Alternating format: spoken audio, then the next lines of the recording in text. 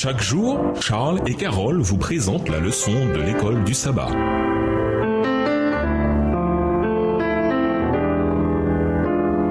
Bienvenue à votre émission Dieu nous parle. Nous voilà à la leçon de vendredi. Pour aller plus loin, nous vous invitons à lire The World's Need, le besoin du monde, chapitre 17, les pages 457 à 460, dans Testimonies to Ministers and Gospel Workers, témoignages aux pasteurs et aux travailleurs évangélistes, livre écrit par Ellen G. White. La vision de l'ouverture des 7 sceaux renvoie symboliquement à la bienveillance et à la discipline de Dieu envers son peuple sur terre, comme l'a souligné Kenneth A. Strand.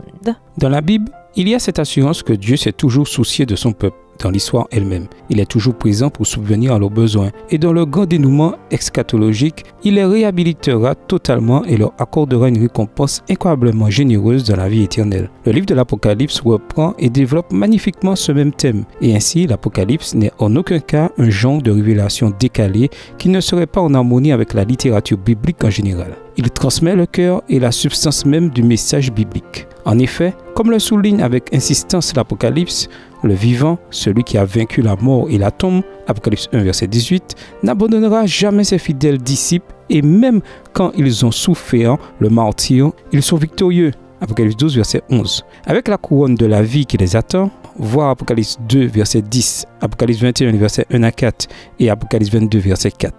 Kenneth A. Strand, Symposium on Revelation Book 2, Symposium sur l'Apocalypse livre 2, série Daniel and Revelation Committee, comité de Daniel et Apocalypse, volume 7, Silver Spring, Maryland, Biblical Research Institute. The seven heads, do they represent Roman emperors? Les 7 têtes représentent-elles les empereurs romains? À la page 206. À méditer, quelles leçons précieuses avez-vous retenues de la scène de l'ouverture des 7 sceaux? En quoi cela vous montre-t-il que, aussi terrible que soit la situation sur terre, Dieu demeure souverain et au final, toutes les promesses que nous avons en Christ s'accompliront? Réfléchissez à la déclaration suivante. L'Église est le moyen que Dieu a choisi pour faire connaître le salut aux hommes. Établie pour servir, elle a pour mission de proclamer l'Évangile. Ellen G. White, Conquérant Pacifique, chapitre 1, page 11. Pensez à votre Église locale. En quoi pourrait-elle être davantage fidèle afin d'atteindre les gens avec le message de l'Évangile? En classe, venez avec votre réponse à la dernière question de l'étude de jeudi. Qui peut supporter le jour de sa venue et pourquoi le peuvent-ils? Discutez des implications de votre réponse à propos de la manière dont nous devrions vivre aujourd'hui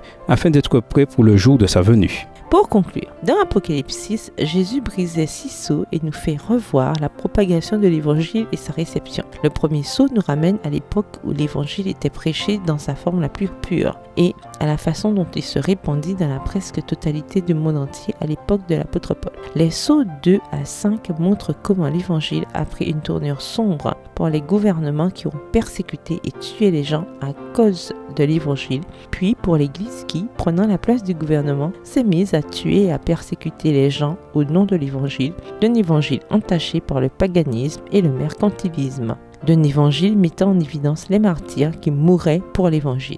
Le 6e sceau nous amène au dernier chapitre de l'histoire de la terre, où signes et prodiges dirigent notre attention vers le retour de Jésus-Christ. Les 6 sceaux ont été brisés. Sommes-nous prêts à rencontrer Jésus, le seul être trouvé digne de les briser? Au revoir. Et à demain si Dieu veut. Dieu nous parle.